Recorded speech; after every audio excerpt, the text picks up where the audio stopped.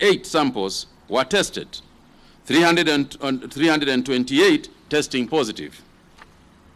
In May, 57,527 samples were tested, resulting to 1,615 positive cases. As at June 21st, 59,958 samples have been tested, with 2,717 testing positive. These figures demonstrate that the number of samples tested increased as we upgraded our testing capacity. Following recent financial allocation from the national government, and as a result of additional funding we have received from development partners, local well-wishers, we now have greater capacity to combat COVID-19 by enhancing not just our testing capacity, but also our distribution of free masks to the vulnerable communities and tracing mechanisms at cross-country and national border levels. We have also hired, during that same 100 days, an additional 4,509 healthcare workers to operate the 189 ventilators that we have distributed. Fellow Kenyans, well beyond the safety and containment measures we have undertaken as a government, there have been many unforeseen challenges related to COVID-19. One of those is a silent, invisible killer that is affecting our nation and indeed the globe, and that's depression.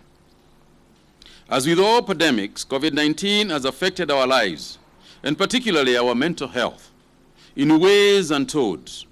For some, the public health actions we have taken, such as social distancing, have brought about anxiety and feelings of isolation, while for others, the containment measures we have yielded feelings of suffocation.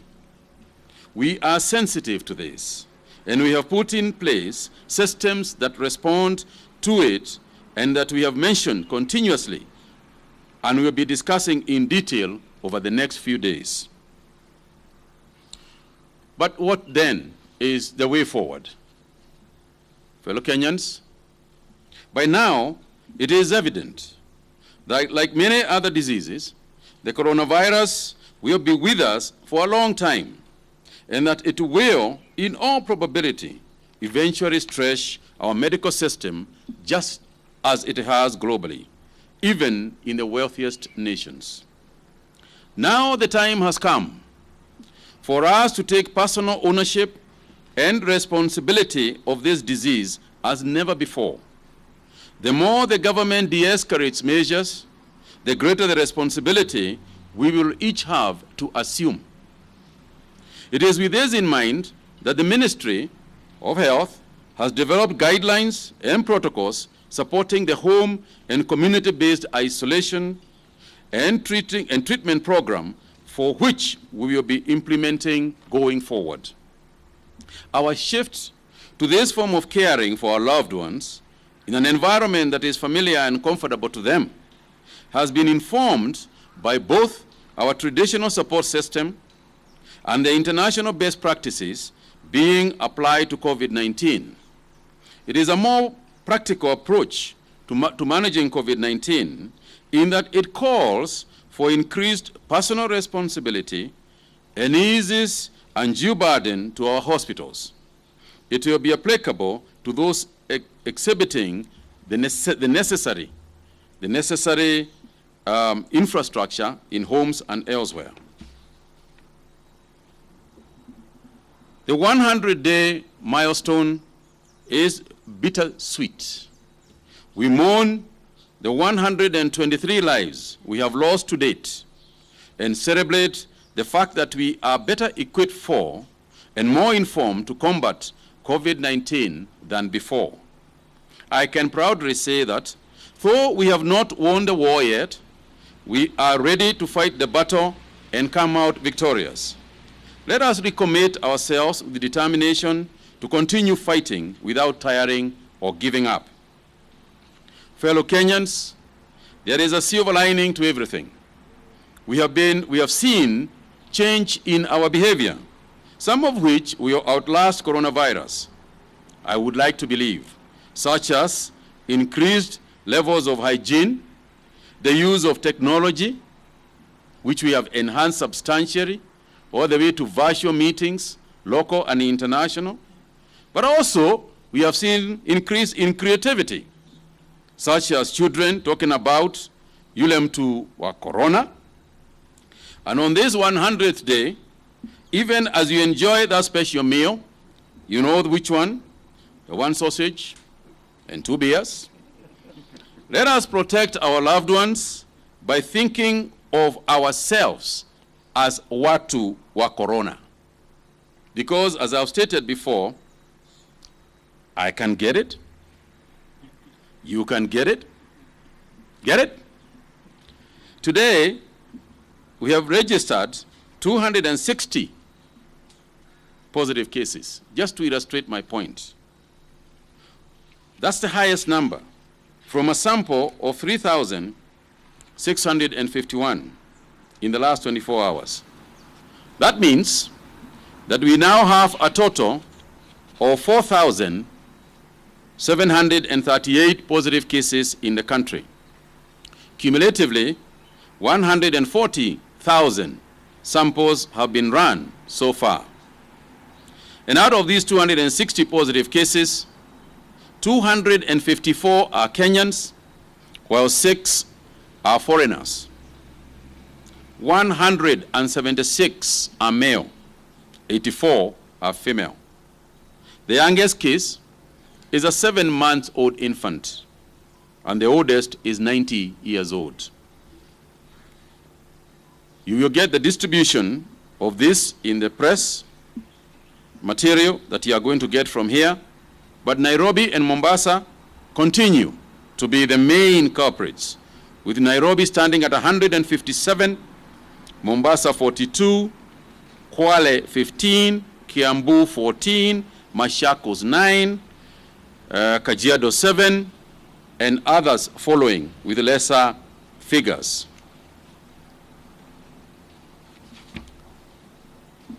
On a positive note, we have discharged 21 more patients from our various testing facilities.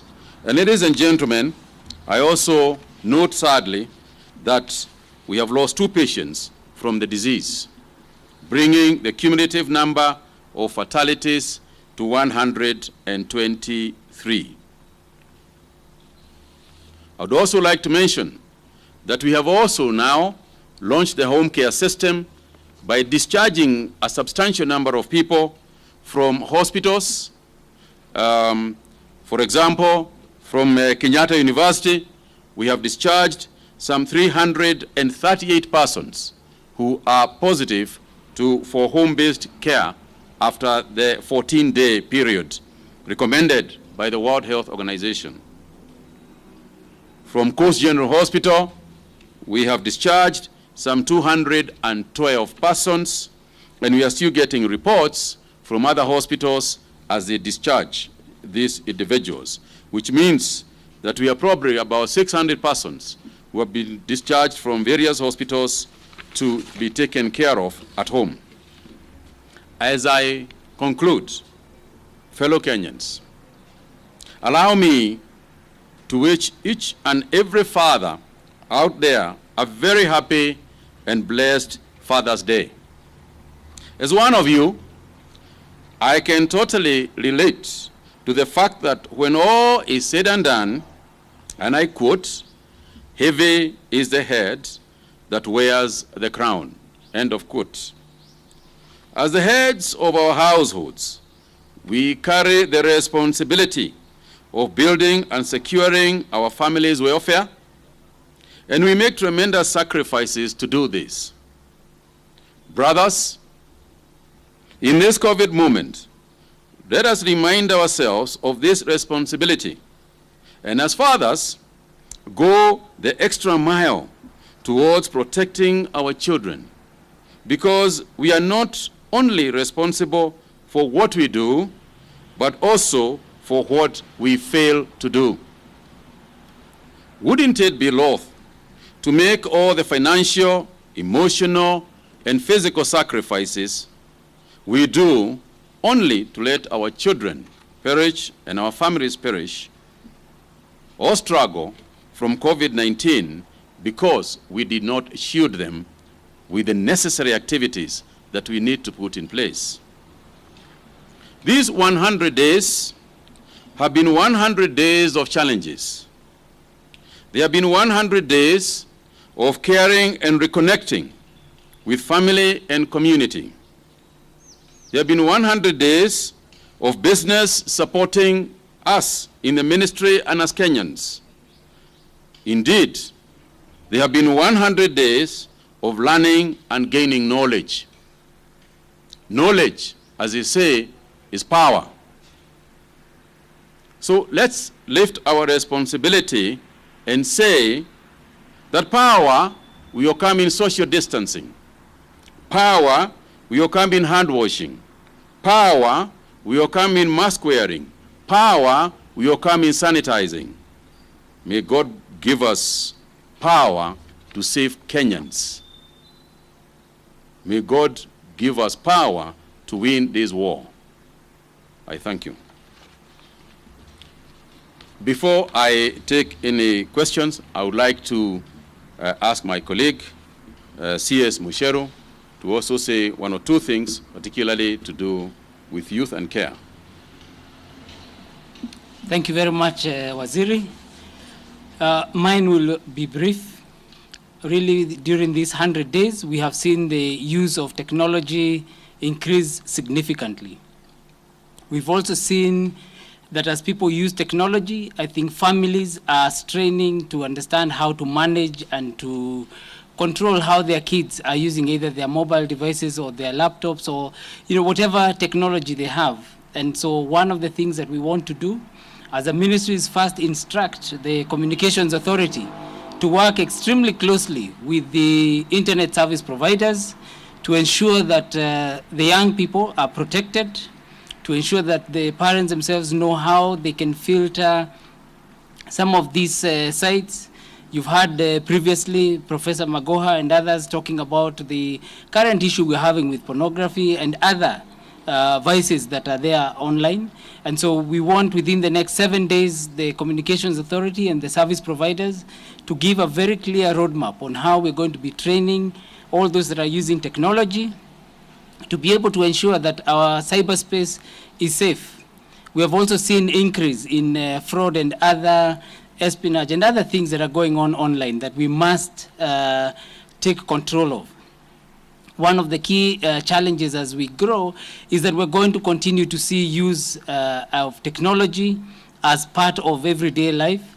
A lot of people are now going on and they're starting to work online. We've seen many of the youth programs that we are working on already begin. We're in the process of training over 5,000 young people on how to go online and earn from the digital jobs. This is part of the Ajira digital program that we're currently working with the MasterCard Foundation as well as KEPSA to ensure that we're seeing a lot more people getting opportunities to even export their skills and jobs out there. So we want to ensure that the cyberspace is safe for everybody, and therefore we want parents to know that there are methods of being able to control also what is viewable for the young people. I thank the media in terms of the content that they've actually been releasing out. It's been good to see that for the educational content, a lot of that is being provided by the broadcast media, both TV and radio, and that is really helping the families and keeping the children occupied in the things that they're doing. So Waziri, we've seen that growth, and we also just laud the effort that you've put in chairing us as the chairman of the National Emergency Response Committee on coronavirus, and we will continue to support you as you continue to drive us in this. So thank you very much. Asanteni. Kwa hivyo asante sana, nimeshukuru waziri. Ni vile tu kuongeza kidogo niseme ya kwamba hizo siku 100 ambazo sasa zishapita, tumeona mengi. Tumefanya mengi. tumejifunza mengi, kwa sababu hii safari ilipoanza tulikuwa kusema kweli hatuelewi sana hii mambo ya coronavirus. Kwa hivyo mimi nataka kushukuru wale wote ambao tumesaidiana na audio tufike pali tumefika. Tulitoka pali ambapo kulikuwa kungumu sana. Tuliona mambo ambao ilikuwa ajabu. Tulisikia mambo ambao hatuelewi. Lakini siku hizi tushajifunza kidogo mambo ya coronavirus. Madaktari wetu sasa wamekuwa wataalam maalum, wanaelewa ni kitu gani tunafanya, wanatusaidia sana. Tulikuwa hata hatuna reagents za kupima watu kama wana corona, tumepata hizo. Tulikuwa hakuna vitanda ya kupeleka watu wakipata hii ugonjwa, sasa tunaelewa. Tulikuwa ugonjwa wenyewe hatuuelewi, na ndio sababu tulikuwa tunapeleka kila mtu, tunampeleka hospitali. Sasa tunaelewa ya kwamba hata wale ambao wako hospitali, wale ambao wako positive, wakifika siku fulani, siku 14 hivi, wanaweza kukaa na watu hata wakiwa, kwa sababu wamepona na hiyo virusi haiwezi kuambukizwa. Kwa hivyo sisi tunataka kusema tulipoanza hii safari kuna makosa mengi tulifanya, na kuna watu tulipeleka quarantine ambao waliumia sana, lakini sisi kusema tu pole, kwa sababu sisi ni binadamu na mengi tulikuwa hatujui. Lakini Mungu ametusaidia, ametujalia, tumeendelea na kujifunza na kuwa ya kwamba sio tu Nairobi sasa ambao tunaweza saidia watu. Counties zimeendelea kujenga capacity yao, na sasa hivi tunagojea wiki hii ndio tuhakikishe county zote 47 hakuna hata moja ambayo haina uwezo wa kulinda watu wake vile sisi Nairobi tunafanya. Kwa hivyo mimi ni kushukuru tu watu wa magazeti, watu wa media, tumeshukuru na tukusema asante sana, kwa sababu ni nyinyi mmefunza watu vile wanafanya, ni nyinyi mumeambia watu habari ya masks, ni nyinyi mumefunza watu kunawa mikono, kuweka social distance. Mambo hayo yote ni nyinyi mumesaidia sisi kufikisha wananchi hizi siku moja. Lakini hii safari ni kuanza, inaanza, sio kuisha, inaisha. Hii ni siku 100 tu, lakini siku zile zinakuja ndio nyingi zaidi. Kwa hivyo ni kuendelea kuwasihi. Tumeona ya kwamba siku hizi kuna hata soko ambazo zilikuwa na maji ya kunawa mikono, lakini sasa ni kama imekwisha, ni kama COVID imekwisha. Hakuna sanitizers ambazo zilikuwako, hakuna maji pahali palikuwa na maji. Na sisi tunawasihi watu, tafadhalini, mkiangalia, mkisikiza zile namba, ile kiwango kama saa hii nimetaja 250 na 60, hatujawahi kufika hapo mbeleni. Kwa hivyo hii ugonjwa sio hauendi chini, umeenea zaidi, unaenea zaidi. Kwa hivyo na sisi pia ni lazima tujikinge zaidi ya vile tulikuwa nafanya hapo mbeleni. Vile vile kuna wale watu ambao wanaendelea kuvunja sheria. Ukiangalia mambo ya bar, sisi tushasema jameni, bar zimefungwa, hazijafunguliwa. Na sisi tumesema wewe ukifungua bar, nilisema hivyo wakati nilikuwa hapa, nikaambia watu jameni, usifungue bar. Kuna wale wameendelea kufungua bar. Kwa hivyo kuna zile tumefunga, na tukifunga hiyo certificate, hiyo license ya health hutarudishiwa. Tukishukua license ya health ni kusema uwezi kufungua hiyo bar. Kwa hivyo kama umefungiwa bar na license yako ya health imetolewa, wewe sasa anza kufikiria ni biashara gani utafanya hiyo nyumba, kwa sababu hutarudishiwa hiyo license kwa sababu ya kuvunja sheria. Kwa hivyo jameni, tafadhalini, washeni tufanye hii kazi pamoja. Washeni tufanye vile mikakati ile imetolewa na serikali. Washeni tuone kama nilivyosema, sisi zote ni watu wa corona. Na watu wa corona ni kumaanisha nini? Mtu wa corona ni yule anapigana na corona. Mimi ni mtu wa corona. Wewe ni mtu wa corona. CS Musheru hapa ni mtu wa corona. Kwa sababu anapigana na corona. Washa sisi zote tujisikie sisi watu wa corona. Sana sana kina wazee ambao leo nimewaambia ni siku ya kina mbaba. Sisi ambao tuna watoto, sisi ndio raini ya kwanza kuwa watu wa corona, kupigana na hii virusi.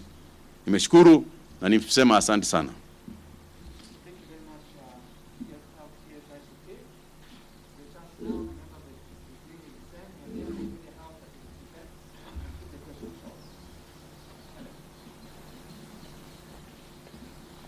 Helen Aura from NTV. With the success of this home-based care program that you said now you've released patients from Mombasa and Nairobi, so far as of today, how many people have died through who are receiving treatment on the home-based care, and how many recoveries do we have who are also receiving treatment through the home-based care? My second question is, there's still some politicians who are flaunting this COVID regulations that you've still insisted on, wearing of masks and the social gatherings as well. However, what is more evident is that a particular section which is allied to a particular faction is let easy, while the other section allied to a different faction is seen tear-gassed or being harassed. And there are two set laws to this in this particular stance. And then the third question is regarding the ongoing Premier League. We see in the areas of the slum areas where they have the small rooms for viewing football. What set measures will you put to ensure that these particular individuals will follow suit to the set regulated measures that you've said? Because we know the space is not as big as the other areas around.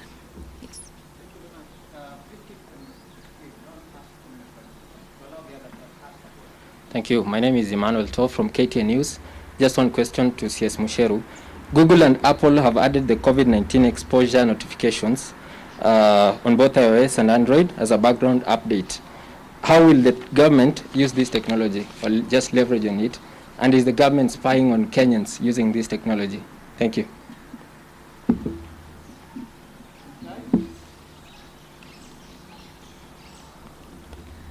My name is Chemtai going from Citizen TV, and my question is actually asked in a certain way. But of course, the use of technology. The country still has an issue with the data protection laws and the fact that there will be infringement of the people's rights and the rights to privacy. Just what, as you have mentioned, many countries, it has been a learning curve. The COVID-19 matter has been a learning curve for many countries in terms of here in the country and the use of technology in contact tracing, which you have mentioned that some people give wrong contacts and you have a challenge. How are you going to leverage on technology to ensure that you win the war? Thank you.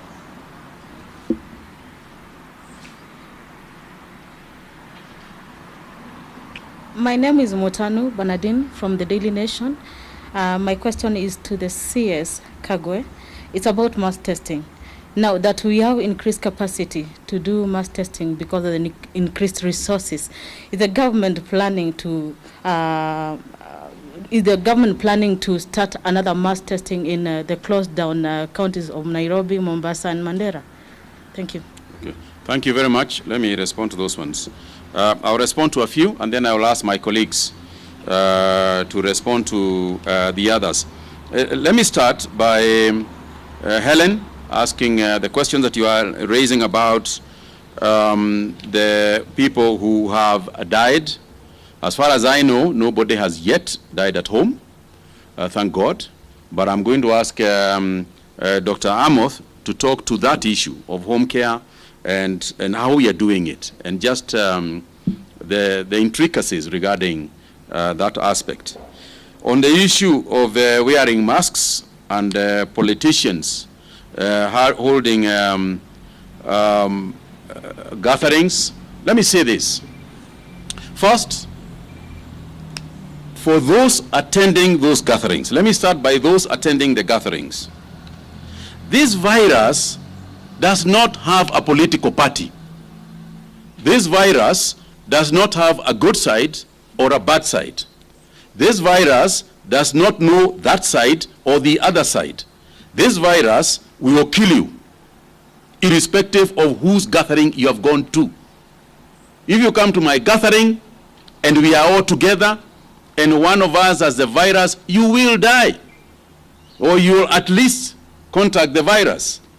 So my message first and foremost is, when you are called by anybody, because nobody goes to a gathering at the point of a pistol. You go to a gathering because you want to go there. My first point is this: no matter who calls you for a gathering, do not go there. Don't go there, because if eventually, when you are unwell, when you are going to a hospital, when your family is suffering, I guarantee you that whoever had called you will not be with you.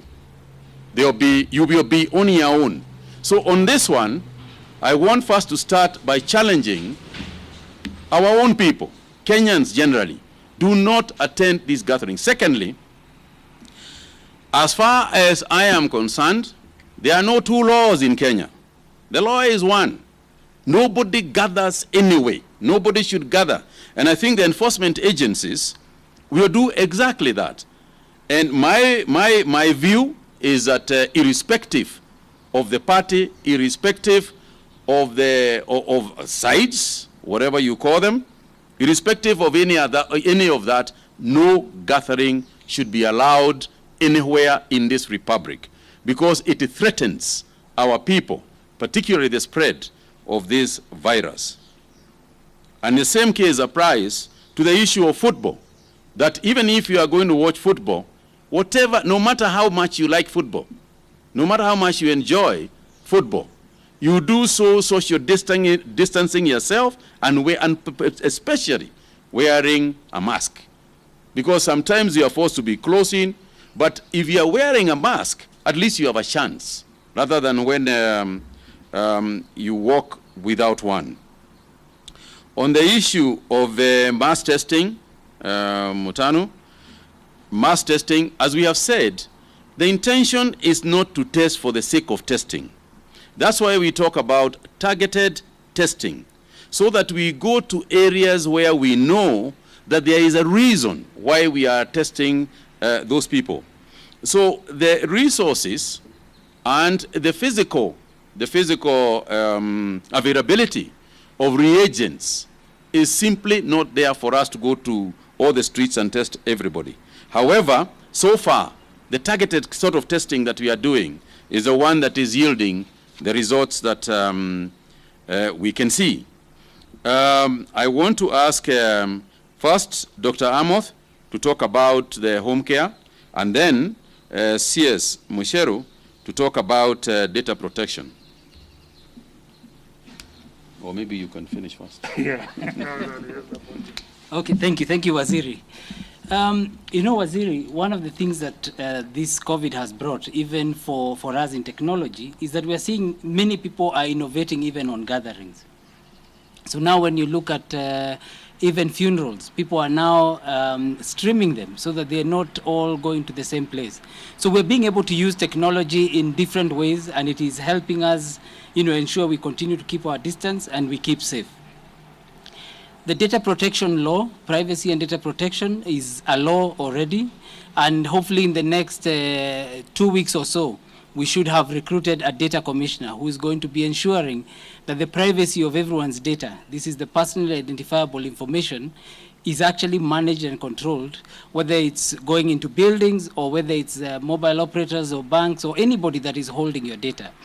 We're very clear that we want to protect people's privacy, but even as we do that, when it's a health issue, when it's a security issue, we ensure that the public safety comes first. You've asked a question that Google and Apple have introduced an app that is giving people this information. As a country, we have actually had contact tracing for a very long time. It is not new. You know, we've had issues of security, whether it is terrorism. And so if you know that, you know, there is a group of people who are discussing issues of terrorism, we've been able to look at ways of contact tracing. Apple and Google are primarily providing an app that is on the smartphones. In Kenya, we have actually many more phones, the feature phones. And so as a country, we're prepared for much more than just the smartphones. It is a good product and service that has been added so that you can tell, where you've gone, but they don't have specific information. So for instance, unless the Ministry of Health has provided data to say so-and-so had COVID in such and such a building, then it's difficult for them to give that. Or you as an individual, you have volunteered that information to say I'm COVID positive, and therefore, your information and where you've been is accessible. As government, we can't rely on only a subset of information. We have to rely on the full data. We are taking care of the whole country. So we are working on that basis. We're following the law in ensuring that the way we use data allows us to be able to ensure that we're providing first the privacy that people have asked for, and also ensuring that we have the security. Technology is here with us. It's not new in some of these areas, and we will continue to use it. And I hope I have answered the question fully. Expect the new data commissioner to come in, as I said, within the next 14 days. And that will be, again, a new area for everybody to look at. When you go into a building, at the moment, the security people take your name and your ID. These are things that will begin to change, because you don't want to make sure you're exposing people's information. So we are cognizant of that, and I believe Kenyans will be safe. Thank you. Dr. Thank you, Waziri. CS Health, CS ICT. Mine is just to give a highlight on home-based care. And we had discussed this before when we told you that these guidelines were developed by the World Health Organization. And our case management team looked at the data that came from WHO to customize them so that they can be able to fit our scenario back home. The criteria of paramount importance is that, one, you must test positive for COVID and be confirmed by a laboratory test. Number two is that you must be asymptomatic. You have tested positive but you don't have any symptoms. Number three is that you don't have any existing comorbidity or any existing medical condition. And further, we have drilled down to ensure that you have suitable space, probably a well-ventilated room where you can be able to stay on your own, separate toilet and bathroom facilities. You must have a caregiver who can be able to check on you. You must have separate linen, separate utensils, all which are espoused in the home-based care guidelines. Today, Waziri talked about 550 people who have proceeded on home-based care from the two major institutions that have served many of the COVID-19 positive patients. That is Kenyatta University Teaching Referral Hospital and Coast General Hospital. And so far, we are getting good information from the ground. We have not had any mortality. And out of these, 50 people have already been discharged from further care. These home-based care guidelines came about because of the increased number of cases and the limited healthcare facilities that could be able to take care of these people, more so that most of them were symptomatic. Home-based care is not a new practice in the field of medicine. It has been done previously and very successfully for HIV/AIDS. What is important is that it places a premium on the person who is undergoing home-based care to be able to be a responsible citizen. So if you are to stay at home, then strictly you must stay at home without exposing the rest of your family and the general public. And that is why we are trying to link all cases of home-based care to community health volunteers and the healthcare workers at the county level, and also their caregivers, by giving them appropriate information that can be able to empower them so that they can be able to make correct decisions. We also appeal to the public, who are supposed to be the public police, to ensure that if you are undergoing home-based care, then you do home-based care according to what the rules and protocols say. Further, we have also developed monitoring and evaluation criteria so that we can be able to get weekly reports, and also the linkage with the facilities, so that in case you are undergoing home-based care for COVID-19 and you develop symptoms in the course of the disease, then you can be referred quickly to a facility for further follow-up. So we are implementing this, doing it very, very cautiously, and applying the rules to the letter to ensure that you don't expose your family members or the general public to the risk of transmission of the disease. And I'm sure going forward, we'll be able to perfect the home-based care management based on the information that we are getting from the cases that we are putting through that process. Thank you. Thank you very much.